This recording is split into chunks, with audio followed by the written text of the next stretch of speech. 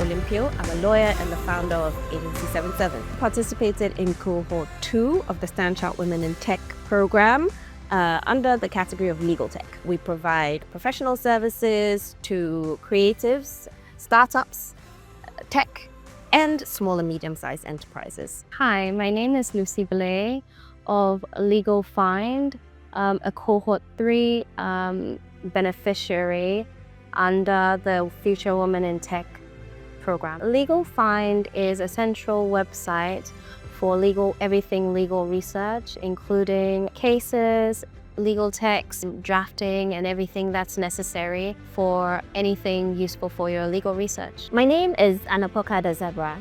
I'm CEO and team lead of Farmio Limited, a climate-smart agribusiness that ensures that we are providing full value chain support services for smallholder farmers using greenhouse farming and also using agri-tech. The idea of Legal Find came about from frustrations dealing with fragmented research tools available in Ghana.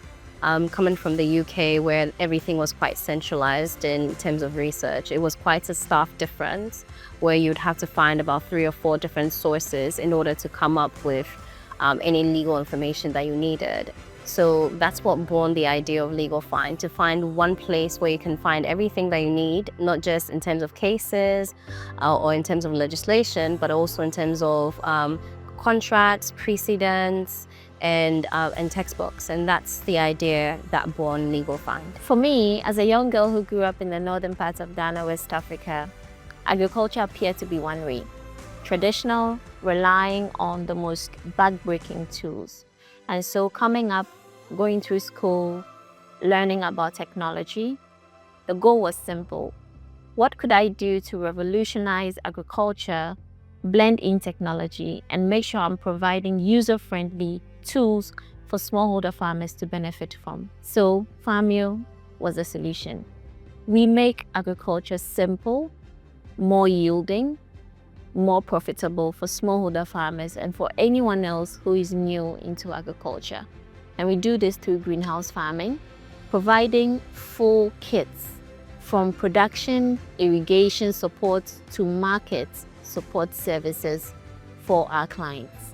We don't stop there. We make sure that we are supporting different production teams in learning what they need to do about production, so that we teach them what to grow, when to grow, and how to grow it. One of my motivations is that my mother has always been a small business owner.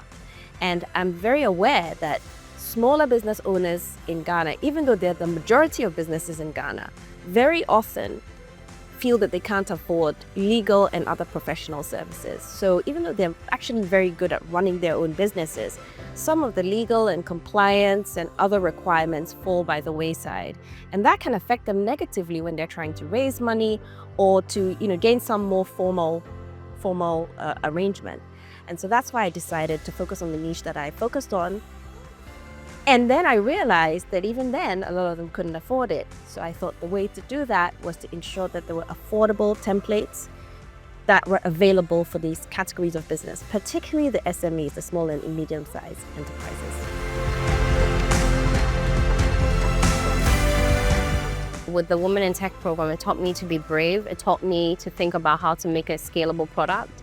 And it taught me to think not only within myself, but to be broader in terms of my thinking and in terms of what's possible and in terms of going to market. I actually think it had a very big impact on me and my business for a number of reasons.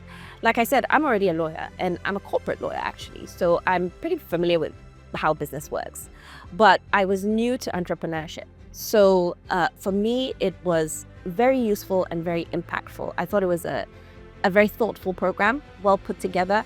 We even had a class that possibly for me was the most impactful class, which focused on women specifically and women businesses, the way women think, the reasons why women may approach business differently to men, and how that can sometimes either hold us back or benefit us. The impact of the program didn't end there.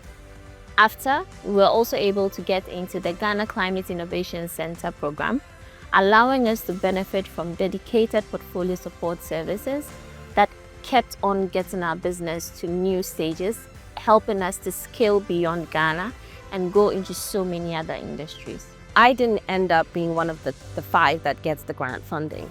But I still feel that I benefited in many ways. I think that a couple of the main things was the community of people that it gave me, and the sense of understanding and partnership. Participating in the Futuremakers Women in Tech program also enabled us to win a grant at the end of the program.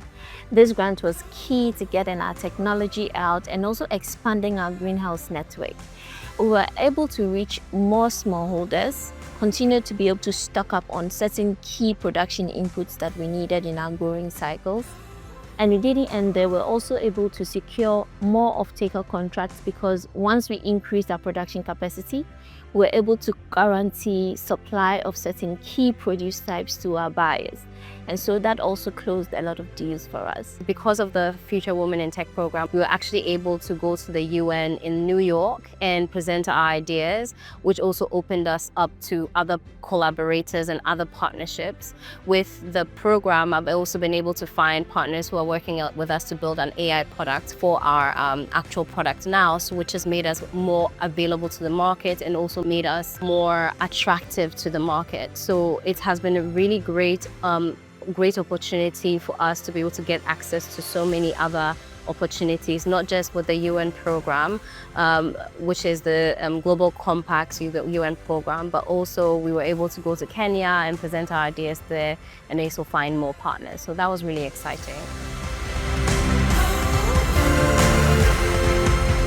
One of the biggest barriers as a woman to being able to start and run an early stage business is access to capital.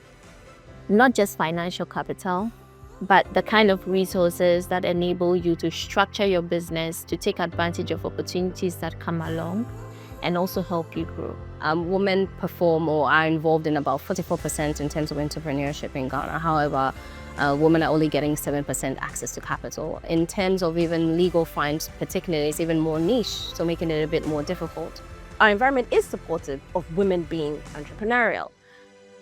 But having said that, I find that there are a couple of things that do hold women back. And I'll talk about something which may not be talked about enough, which is the network. Because from what I see, men, when they own businesses, they have networks of people who are more likely to give them the bigger contracts and to invest more money. It's not to say that women do not have contacts as well. We do. We do have people that will give us business, etc. But from what I see, most of the time, the big contracts, the big business, and is coming from men. And men tend to prefer working with other men. They will also invest in women, but they will tend to give the bigger investments to men. The Women in Tech program was helpful in understanding what ways that we could actually overcome those barriers, because the barriers makes it feel as if it's a boys' club.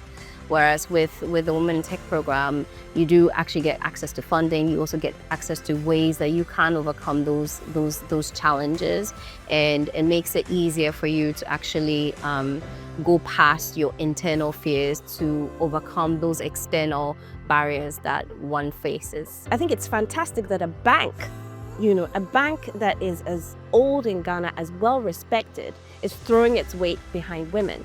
I find that there's so much talk about, we're supporting women entrepreneurs, we're supporting SMEs, we're supporting this and that. But a lot of those programs are not necessarily giving women the things that they actually need.